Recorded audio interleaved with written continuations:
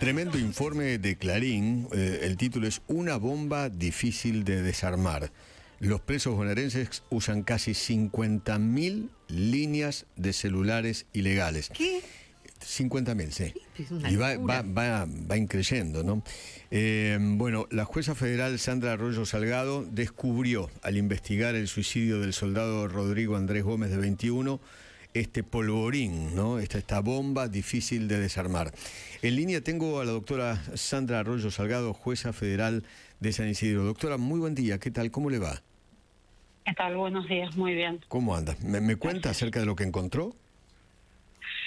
Sí, bueno, a partir de la investigación del suicidio del soldado Gómez, que nosotros no nos quedamos con ese resultado, es decir, con la carta de despedida y con el resultado de la autopsia. Claro.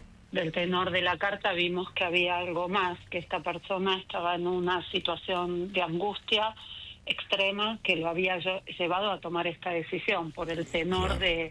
de esa carta de despedida, que gracias a la discreción de la Fuerza de Seguridad, la División Homicidios de la Policía Federal, el juzgado y la Fiscalía a cargo del doctor Iospa, mantuvimos absoluta reserva para preservar justamente la investigación, porque nosotros Claro. necesitábamos darle una respuesta a los padres y a la sociedad toda, porque no nos olvidemos dónde ocurrió este hecho, En no la ni Quinta más de ni Olivos. menos que en la Quinta de Olivos, Claro. donde reside el presidente de la Nación, una persona a cargo de su seguridad. Entonces era muy importante, y más allá de todos los trascendidos mediáticos que hubieron en ese momento, de si en realidad esta persona había sido asesinada porque había visto algo o se había suicidado por sus ingresos, sus recursos económicos o porque era adicto al juego, no preferimos no dar respuesta a todo ese tipo de intrigas mediáticas y palaciegas, Claro. sino abocarnos a la investigación y a partir de allí de ver, de analizar su celular, ver las últimas llamadas que él había recibido y mensajes. Dispusimos una serie de intervenciones telefónicas, analizamos también el contenido de las transferencias que él había realizado, los alias. Fue una investigación intensa, pero que afortunadamente contamos con un equipo de investigadores muy capaces, que sabían hacer muy bien su trabajo, que profundizaron todas las líneas, no descartaron nada, y así llegamos a descubrir que esta persona estaba siendo asediada por una cantidad de llamados de celulares que activaban celdas en cercanías del penal de Magdalena. Y así llegamos a determinar 3 personas que ya estaban condenadas por delitos graves, delitos de robos con armas en poblado y en banda, homicidios, que eran quienes estaban detrás de estas llamadas extorsivas, estas maniobras con apoyo de personas que estaban fuera y que eran quienes prestaban sus cuentas, también recibían no solo las transferencias, sino a veces objetos de valor, ¿no? Claro. Y la cantidad de víctimas que puso al descubierto esta investigación es increíble, ¿no? Alrededor de 300 personas. Claro. Y después del soldado Gómez, la segunda gran víctima fue un policía de la ciudad, cuya identidad habían usurpado, su imagen, hasta un video, porque él fue una de las primeras víctimas de estafa de parte de estas personas,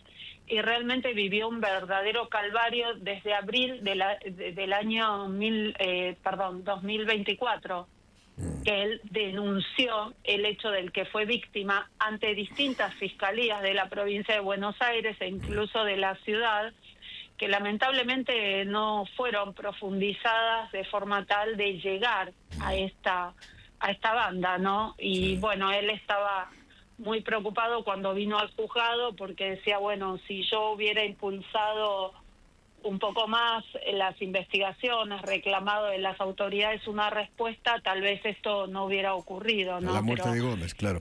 Ahora, es impresionante, doctora, cómo estos delincuentes siguen trabajando en la cárcel con los teléfonos celulares. bueno, hay escuchas de ellos mismos que dicen, vengo laburando hace una banda de tiempo. Laburando. Sí, vengo así hace 2 años. Una banda de presos están laburando así, en todos lados, todos laburan así. En la 30 todos laburan así. Es un trabajo para ellos. Claro. El problema es que esto esté permitido en el ámbito penitenciario. Sí. Hay que aclarar que en el orden nacional hay una ley que prohíbe el uso de celulares en las cárceles y que ordena la instalación de inhibidores e invita a las provincias a adecuar sus normas a lo que está ocurriendo a nivel nación, a nivel servicio penitenciario federal. Pero en la provincia de Buenos Aires es un viva la pepa, ¿no? Es que además lo que puso al descubierto esta investigación es que no solo usan teléfonos y líneas de chips que ingresan irregularmente y que no declaran, sino que incluso están usando aquellos celulares declarados. El acoso, la maniobra extorsiva que se le hizo al soldado, se hizo de una de las líneas declaradas. Qué bárbaro. Esto, además, no hay un respaldo normativo para que esto esté ocurriendo, porque en realidad esto se originó en la pandemia, frente a un habeas corpus colectivo que interpone un defensor oficial, Mario Coriolano, ante el Tribunal de Casación. La casación lo autoriza mientras dure el aislamiento de la pandemia. Y el Ministerio de Justicia de provincia lo autoriza también acotado a ese término, y siempre en la medida en que estos aparatos celulares no sean usados para cometer delitos. Ahora, lo que venimos conociendo todos, a ver, esto no es algo que descubrí yo con la investigación de la muerte del soldado Gómez. Hay infinidad de delitos cometidos desde las cárceles, desde líderes de organizaciones de narcotráfico, de organizaciones de robos domiciliarios y de autos violentos. No nos olvidemos la banda del Millón en San Isidro. Claro. Homicidios por encargo, amenazas, extorsiones, secuestros virtuales, grooming, todo tipo de tráfico de pornografía infantil, ataques virtuales en situaciones de violencia de género, entre tantas otras conductas delictivas. Doctora. Pero esto pone en crisis también mismo lo que es la pena privativa de la libertad. Totalmente. Doctora, soy Gabriel Iesi, buen día, gusto saludarla. ¿Qué tal? Buen día. Bien. El fin de semana hablaba por WhatsApp con Carlos Pagliere, que es un juez de la Cámara de Azul, integrante de Usina de Justicia, y me comentaba acerca de un proyecto de ley Rodrigo, que estaría usted también trabajando con ellos, o por lo menos su investigación habría sido el soporte para un legislador Lieberman para presentar en la provincia de Buenos Aires para regular o por lo menos suprimir o dejar limitado a situaciones excepcionales o como hay en el Servicio Penitenciario Federal con control los celulares en los penales de la provincia. Sí, efectivamente la semana pasada tomó contacto con nosotros a raíz de que se dio a conocer esta investigación, porque para nosotros lo más importante es evitar que nuevas víctimas, entonces alertar a la sociedad de lo que está ocurriendo para evitar justamente desenlaces como estos, ¿no? Y se puso en contacto con nuestro juzgado, el diputado Lieberman, nos acercó, vino personalmente, nos acercó el proyecto de ley que había elaborado junto al juez que usted menciona, y nosotros, bueno, lo vimos, lo estudiamos, le hicimos saber cuál era nuestra opinión respecto de algunas cuestiones que se podían modificar, agregar, y bueno, entiendo que él ha presentado el proyecto.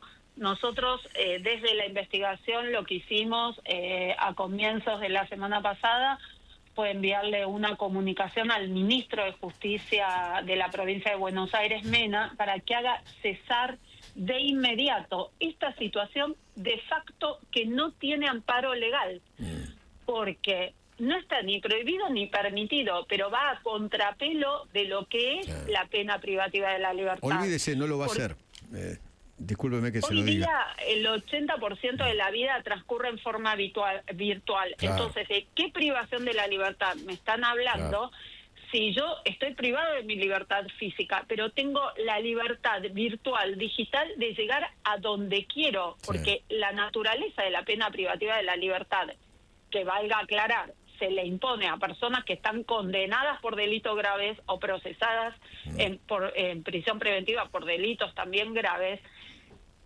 La razón de ser de la pena privativa de la libertad es sustraer a la persona de la vida pública por la peligrosidad que tiene. Que no sigan cometiendo delitos. Exacto. De eso se trata. Ahora, pero olvídese, porque Mena no lo va a hacer, ¿no? ¿Usted dio una orden judicial?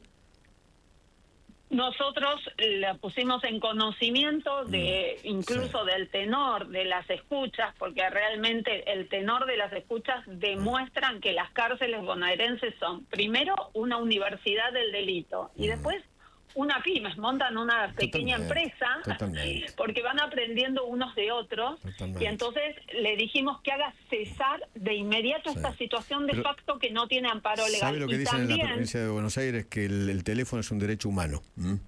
Ese es el tema. No, porque el derecho es a mantener contacto con la familia, con los afectos, y mire, a nivel internacional, en ningún país se permite esto, salvo, bueno, México y Colombia. Pero después, en el resto de los países, el uso de celulares está controlado por el servicio penitenciario.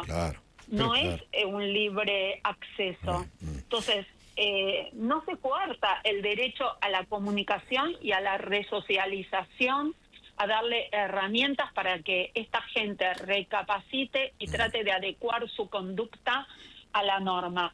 El tema es que en un estado pobre como el nuestro, tenemos que, quienes tienen el poder de decisión de hacerlo, decidir a dónde van a asignar esos recursos.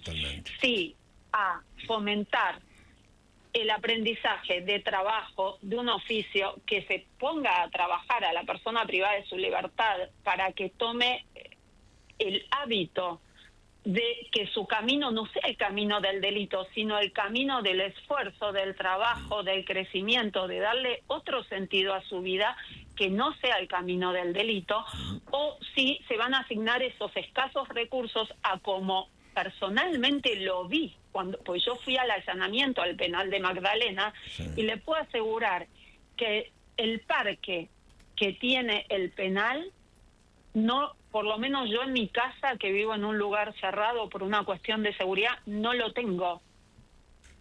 O sea, realmente me sorprendió, y mire que yo fui varios años defensora oficial y recorrí las cárceles del Servicio Penitenciario Federal. El parque es digno de un paisajista. El estado en el que está, que me parece perfecto que esté en buenas condiciones el penal. A ver, las celdas, sí, hay una sobrepoblación carcelaria, pero después las partes comunes están en perfecto estado de decoración, de cuidado. ¿Cómo tiene que ser? Pero, a ver, me parece que el paisajismo lo podemos dejar en un segundo plano y tal vez invertir en medidas de seguridad que nos permitan tener un control sobre esta gente, y no que hagan este uso indiscriminado de celulares para delinquir. Doctora, por último y brevemente, ¿le gustaría ser defensora general de la Nación? Su nombre está sonando mucho. Mire, a mí, yo tengo una carrera judicial de años intachable, en distintos además. ámbitos. Bueno, gracias por su... Intachable. A ver, todos somos humanos, cometemos errores. Somos infalibles, por suerte hay varias instancias de revisión cuando cometemos equívocos para que sean, bueno, subsanados. Yo estoy para cumplir la función que quienes tienen el poder de decidir me asignen, y siempre mi mayor interés es poder prestar un servicio público de justicia, de acceso a la gente a la justicia, y de que encuentre una respuesta como en este caso, haberle podido dar a la familia una respuesta de por qué su hijo, a 21 años, que había venido a Buenos Aires en búsqueda de un futuro distinto y mejor que allá en su provincia él no podía tener, que tengan una respuesta de por qué tomó una decisión tan extrema como Seguro. la que tomó, ¿no? Seguro. Inexplicable a esa edad y habiendo alcanzado una meta que él se había fijado, que era ser parte del ejército argentino con honores. Realmente a eso es a lo que me debo, porque tengo auténtica vocación de servicio y por la verdad y la justicia. Así que el lugar que a mí me decidan asignar, lo ocuparé. Doctora, gracias, un beso muy grande. Hasta luego. No, muchas gracias a ustedes por el espacio. La doctora Sandra Arroyo Salgado, jueza federal